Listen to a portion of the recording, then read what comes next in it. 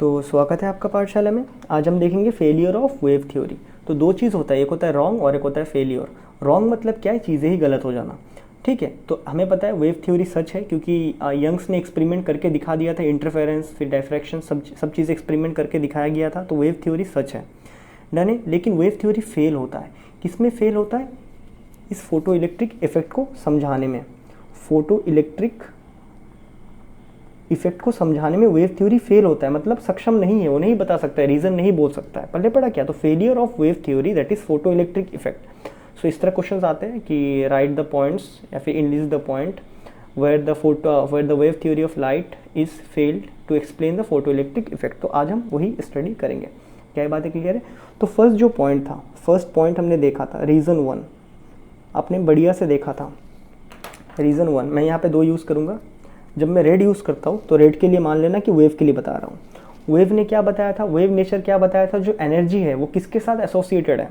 Energy associated है आपका intensity के साथ। ठीक है, तो लिख देते हैं, wave optics state that energy is associated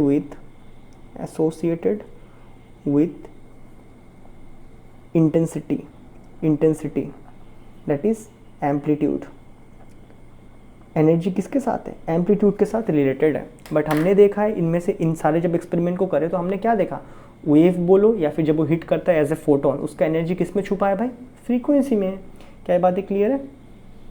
सो पहला बात, फेलियर ऑफ वेव थ्योरी में, wave optics state that energy is associated with intensity that is amplitude of light, but photoelectric effect states that energy of light या फिर radiation, बढ़िया होगा radiation. ठीक है, light छोड़ के रेडिएशन लिख दो, रेडिएशन लिखते हैं। But photoelectric effect state that energy of radiation is a function of, किसके ऊपर डिपेंड करता है एनर्जी? रेडिएशन का फंक्शन ऑफ फ्रीक्वेंसी। तो ये पहला फेलियर हो गया कि भाई वेव ऑप्टिक्स कहता है कि भाई ये तो एम्पलीट्यूड पे होना चाहिए, दैट इज इंटेंसिटी पे होना चाहिए, बट वेव क्या बोलते हैं, बट यहाँ पे फोटो इलेक्ट्रिक इफेक्ट कहता है हम तो साफ एक्सपेरिमेंट से देख सकते हैं फ्रीक्वेंसी पे डिपेंड करता है। तो ये पहला रीज़न हुआ। दूसरा रीज़न आप ऐसे लिखोगे, ये भी बड़ा प्यारा है, अभी याद करना। पहले मैं लिखता हूँ, according to wave theory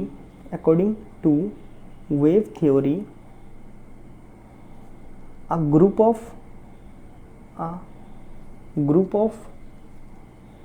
electron should emit। इसका मतलब क्या होता है समझना ज़रा। ग्रुप ऑफ इलेक्ट्रॉन मैं जो कह रहा हूँ उसका मतलब क्या होता है? सपोज आपका जो लाइट है वो आ रहा है in the form of wave. ये जब वेव के फॉर्म में आएगा, मतलब वेव फ्रंट के फॉर्म में आएगा, तो ऐसा करके फ्रंट लेके आएगा, मतलब एक हाथ लेके ऐसा करके दे दिया। अब मैंने इस हाथ में क्या किया, यहाँ मान लो बहुत सारे इलेक्ट्रॉन्स हैं, मैंने बोला इसका जो वर्क फंक्शन है वो 10 जूल का है। अभी जो अगर ये वेव के फॉर्म में आता तो सपोज़ ये 10 जूल लेके आया, ये वेव के फॉर्म में आया और ये 10 जूल एनर्जी प्रोसेस करता है। लेकिन जब ये वेव के फॉर्म में आएगा तो क्या करेगा, एनर्जी डिस्ट्रीब्यूट कर देगा। जब ये 10 जूल लेके आया तो यहाँ पे कितने 5 इलेक्ट्रॉन है, सबको 2 जूल दे दिया। नेक्स्ट एक और वेव आया, वो फिर से वही एनर्जी डिस्ट्रीब्यूट कर देगा सबको 2 जूल। फिर एक और आया, फिर 2 जूल, फिर एक और आया 2। पहले पढ़ा क्या, इस तरह जब 10 आ जाएंगे ना, क्या मैं बोल रहा हूँ समझ आ रहा है? नीचे तुम्हें दिख नहीं रहा होगा, नीचे मैंने और 2 बनाए। ठीक है, सो इस तरह जब इलेक्ट्रॉन के पास इस तरह 10 वेव आएगा तो 10 वेव क्या करेगा, 2, पहला वेव 2 दिया, नेक्स्ट वेव फिर 2 दिया, फिर नेक्स्ट वेव फिर 2 दे दिया, फिर नेक्स्ट वेव और 2 दिया, फिर नेक्स्ट वेव और 2 दे दिया। तो ऐसे करके क्या है, इस इलेक्ट्रॉन के पास एक दिन तो 10 जूल का एनर्जी हो जाना चाहिए और उसके बाद फाइनली इमिट कर देना चाहिए था। लेकिन हमने देखा अगर हम कोई भी एक मेटल को सारा दिन धूप में भी रख दे, उसके ऊपर वेव गिरते रहे, लेकिन वैसा नहीं निकलता है।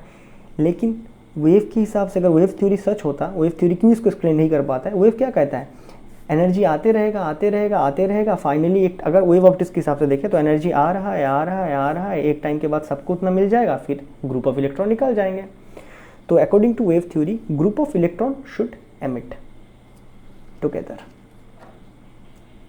टुगेदर, इकट्ठा ग्रुप ऑफ इलेक्ट्रॉन निकलना चाहिए था, but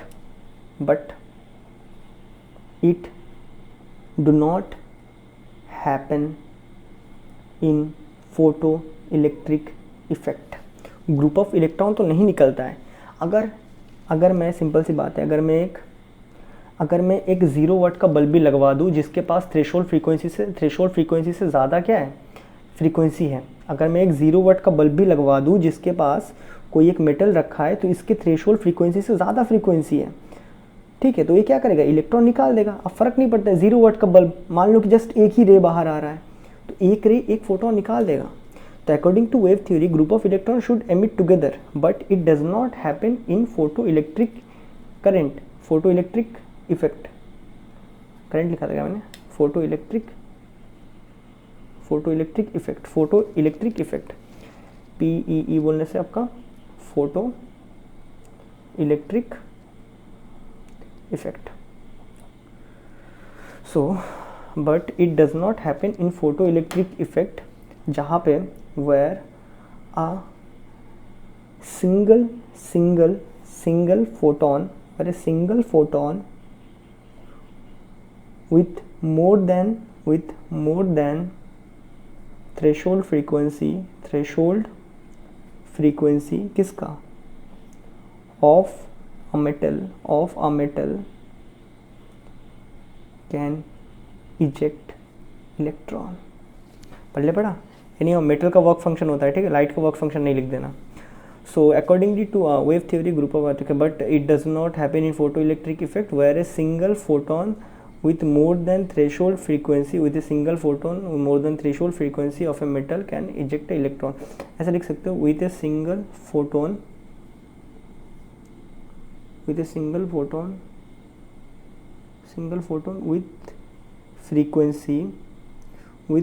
frequency more than threshold frequency of metal can eject electron. ये तो सेकंड रीज़न हो गया कि ग्रुप में तो नहीं निकला, इंस्टेंटेनियस निकला था। अब थर्ड रीज़न क्या है, 3 ही रीज़न है वैसे, हाँ 3 रीज़न को एक्सप्लेन नहीं कर पा रहा था, बाकी कर रहा था, जो कर रहा था वो हम स्टडी नहीं कर रहे, आप सोच के अब कर लो, ठीक है। अब ये क्या कहता है, इसी में से समझ सकते हो, अगर ये वेव के हिसाब से होता तो इस तरह वेव आते जाता। अभी देखो पहला वेव आया, उसमें सपोज कुछ 1 सेकेंड लगा, यानी उससे कम टाइम, बहुत माइन्यूट टाइम लगता है। मैं ऐसे बोल रहा हूँ कि फर्स्ट वेव आया, दो सब में बांटे, 1 सेकेंड लगा। सेकेंड वेव आया, फिर दो सब में बांटा, फिर 1 सेकेंड गया। थर्ड वेव आया, फिर दो बांटा, फिर फोर्थ वेव आया, फिर दो बांटा, फिर से ये आया, दो बांट दिया। तो 5 सेकेंड के बाद वेव ऑप्टिक्स के हिसाब से इलेक्ट्रॉन बाहर आने चाहिए थे, लेकिन हमने क्या देखा था, ऐसा नहीं होता है। The moment light hits electrons comes out. क्या बात है, क्लियर है, the moment light hits electrons comes out. तो रीज़न 3 यही है, according to wave theory there should be, अगर हम वेव थ्योरी के हिसाब से देखें तो there should be time lag between the radiation को आने में और इजेक्शन को होने में, इसके बीच में कुछ टाइम का लैग होना चाहिए, ejection of electron. So according to wave theory there should be time lag between the radiation and the ejection of electron, but in photoelectric effect we observe that ejection of electron from metal is instant process। क्या बात है, समझ आया। But हमने इस photo electric effect में क्या देखा है, जैसे ही लाइट गिरा वैसे ही इलेक्ट्रॉन निकला। लेकिन वेव थ्योरी क्या कहता है, वेव आएगा, अपना टाइम आएगा, वेव आएगा, एनर्जी देगा, एक टाइम में निकलेगा, तो टाइम लैग होना चाहिए था। बट फोटो इलेक्ट्रिक इफेक्ट क्या कहता है, ऐसा कुछ टाइम लैग वगैरह नहीं है। हमने एक्सपेरिमेंट करके देखा, आया तुरंत निकल गया। क्या ये बातें हमें समझ आता है? आया और ये तुरंत निकल गया। तो ये बेसिकली 3 रीजंस है जिनको एक्सप्लेन नहीं कर पाया था वेव थ्योरी। पहला क्या होता है? इंटेंसिटी में एनर्जी नहीं होती है भाई, फ्रीक्वेंसी में होती है, हमने एक्सपेरिमेंट करके देखा। सेकंड क्या है? सेकंड क्या था? सेकंड ये था कि अगर वेव है तो एक टाइम के बाद एनर्जी वो दे देगा, इलेक्ट्रॉन निकलेगा, लेकिन हमने देखा था थ्रेशोल्ड फ्रीक्वेंसी से अगर कम है कोई भी लाइट का फ्रीक्वेंसी तो वो इलेक्ट्रॉन इजेक्ट नहीं करवा पाएगा। थर्ड रीज़न क्या है? अगर हम थ्रेशोल्ड फ्रीक्वेंसी को भूल जाए तो हम बोल सकते हैं कोई भी वेव आएगा, एक टाइम में एनर्जी देगा फिर निकलेगा। अब वो आने के लिए तो टाइम लगेगा, लेकिन क्या है, ये दोनों वन एट अनदर हैंड ही है, मतलब ना समझो एक ही जैसा है, अलग अलग। एक को टाइम के टर्म पे बताया और एक को हमने एनर्जी के टर्म पे बताया। नहीं, अगर वेव आता है तो एक टाइम के बाद क्या होना चाहिए? एनर्जी मिल जाना चाहिए, फिर निकल जाना चाहिए। लेकिन यहाँ पे तो ऐसा नहीं होता है, ना ही वो कभी टाइम आता है ना ही एनर्जी निकलता है। बट हमने क्या देखा? एक इंस्टेंट प्रोसेस है, जैसे लाइट गिरा वैसे निकल गया। तो ये है आपका फेलियर ऑफ वेव थ्योरी, जो कि फोटो इलेक्ट्रिक इफेक्ट को नहीं बता पाया, इन पॉइंट्स को ही बता नहीं पाया। और कहीं ना कहीं आइंस्टाइन सर ने ना, ये मैं लिख देता हूँ, कहीं ना कहीं आइंस्टाइन सर ने इसका एक्सप्लेनेशन दे दिया है। तो आइंस्टाइन सर क्या बोले? जब ऐसे ट्रैवल कर रहा है तो in the form of wave travel कर रहा है। एनीहाउ डी ब्रोगली सर आगे बोल देंगे कि ये जब ऐसे ट्रैवल करता है ना तो इनको क्या करता है? इनको इनक्लोज करता है। जो फोटोन्स है इनको वेव इनक्लोज कर लेता है, वेव से ढका हुआ होता है। इस तरह जो वेव है ना, इसी का अंदर छुपा रहता है वो, नहीं। तो यहाँ पे हम पुरानी बातों को रखते हैं याद। तो जब ऐसे ट्रैवल करता है, in the form of wave travel करता है, the moment it hit here it behaves like a particle called photon, नहीं क्या? तो अगर उस हिसाब से देखते हैं तो फिर सही है। तो भाई वेव थ्योरी क्यों एक्सप्लेन नहीं कर पाया? अगर आइंस्टाइन सर के हम देखो, ये आपको याद रखना है, मैं आपको एक्स्ट्रा पढ़ा रहा हूँ। वेव थ्योरी क्यों एक्सप्लेन नहीं कर पाया? क्योंकि भाई तुम उसका नेचर कोई तो अलग देख रहे थे। असल में क्या है, इसका 2 नेचर है, ये 2 रूपी इंसान है। 2 रूपी इंसान कैसे है? 2 क्या 3 रूपी इंसान भी होते हैं। जैसे अगर मैं बोलूँ, ये अगर मैं हूँ,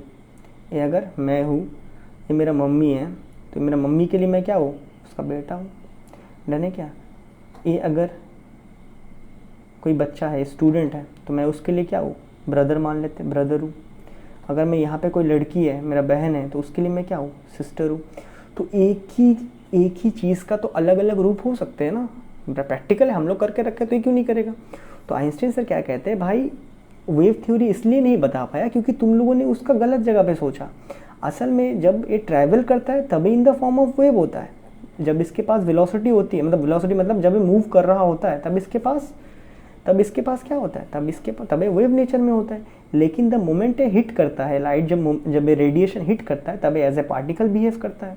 और तुम ये सारे एक्सपेरिमेंट कब करें? जब वो हिट किया, तो इसीलिए तुम्हें नहीं मिला। ये आइंस्टाइन सर का बाद में था, जो आपके सिलेबस में नहीं है। नहीं डन है क्या? तो ये भेजे में घुसा। अब इसी चीज़ को बनाएंगे अपने डी ब्रोगली सर। तो डी ब्रोगली सर बढ़िया एकदम सोच लिए ये चीज़ को उन्होंने कैसे बोला? उन्होंने बोला अच्छा, मतलब तुम यहाँ कहना चाहते हो एक पार्टिकल है, जब वो मूव कर रहा था, समझना ज़रा तुम आइंस्टाइन, तुम यहाँ क्या कहना चाहते हो? एक पार्टिकल है, ये भाई जब मूव कर रहा था तब ये वेव था, और जब रुका है तब ये पार्टिकल है। ठीक है, तो हम भी बोलेंगे ये मेरे पास एक कार है, जब ये यहाँ पे रुका हुआ है तब एक कार है, दैट इज़ ए पार्टिकल है, नहीं क्या? और जब एक कार मूव कर रहा है तो हम भी बोलेंगे एक कार मूव नहीं कर रहा है, एक कार क्या है? वेव है। लेकिन ये वेव में क्या है? इनक्लोज्ड है। ऐसे वेव में क्या रहेगा? ये इनक्लोज्ड रहेगा। वेव का एक ग्रुप उसको पकड़ के रखेगा। क्या बात है क्लियर है? उसके सराउंडिंग में बना के रखेगा। जैसे बबल होता है ना, जब हम पानी में कूदते तो हमारे सराउंडिंग में बबल बन जाता है ना, वैसे ही यहाँ पे कुछ सीन है, नहीं क्या? उस गाड़ी को एक वेव बनाएगा जिसको हम बोलेंगे मैटर वेव। समझ आ रहा है ना कि डी ब्रोगली सर ने कैसे दिमाग लगाया? जैसे आइंस्टाइन यहाँ पे बोला था, अरे भाई तुम गलत बोल रहे हो, जब ये लाइट आके हिट करेगा तब वो पार्टिकल जैसा बिहेव करता है, लेकिन जब वो चलते रहता है तब वो वेव है। तो डी ब्रोगली सर बोला अच्छा भाई ऐसा बात है, तो हमारा गाड़ी वो जब रुका हुआ है तब वो गाड़ी है, पार्टिकल है, लेकिन वो जब चलेगा तब वो एक अलग वेव है, that is which wave? Matter wave. ये अलग वेव है। अभी सर ने क्या बताया था मैं वहाँ पे डिस्कस करूँगा डी ब्रोगली के टॉपिक में। तो ये जो वेव है वो अलग वेव है, मैटर वेव है, मैं उससे फिर से डिस्कस करूँगा नहीं वहाँ पे, ठीक है? तो एक आइडिया तो मिल चुका है ना कि क्या होने वाला है आगे जाके, अभी हमारे साथ हम क्या पढ़ने वाले हैं। तो ये फेलियर ऑफ लाइट क्या बोलते हैं, failure of wave theory of light है, और इसमें जो मैंने पॉइंट्स पढ़ाए आपको, आई थिंक आपको बढ़िया से समझ आ चुका होगा, डन है क्या? तो इसके साथ आप वो हेल्महोल्ट्ज़ और लेनार्ड्स के एक्सपेरिमेंट को छोड़ सकते हो। आगे जो टॉपिक्स आएंगे उसमें मैं उसका जिक्र नहीं करूँगा, और अब मैं उसको आगे इस टॉपिक में से लेके छेड़ते रहूँगा, इसमें से लेके छेड़ूंगा, ठीक है। इसमें से खास करके फोटोन के कॉन्सेप्ट को लेके मैं रिलेट करवाऊंगा। जैसे फोटोन हीट हुआ था तो पार्टिकल था ना, तो गाड़ी वाला भी उस तरह रहेगा। जब वो रुका हुआ है तब गाड़ी, कोई भी चीज़ जब हिट होता है तब इसका वेलोसिटी जीरो है, हम लोग मानते हैं यहाँ पे, ठीक है। कोलिजन वोलिजन नहीं मानते। अगर इसका मास होता तो कोलाइड करता। क्या ये बातें क्लियर है? तो फेलियर ऑफ वेव थ्योरी तो समझ आया होगा। और नेक्स्ट वीडियो में हम चले जाएंगे डी ब्रोगली के सर के पास, तो उनके हाइपोथेसिस वगैरह को पढ़ेंगे हम, ठीक है। तो मैं मिलता हूँ आपसे नेक्स्ट वीडियो में, तब तक के लिए गुड बाय।